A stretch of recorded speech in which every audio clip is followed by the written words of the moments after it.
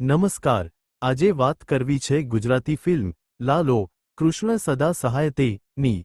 આ માત્ર ફિલ્મ નથી, પણ જીવનના પાઠ શીખવતી એક ભાવનાત્મક યાત્રા છે।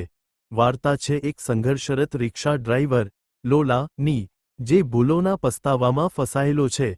તેની આ એકલતામાં તેને ભગવાન શ્રીકૃષ્ણ લાલો નો સાથ મળે છે।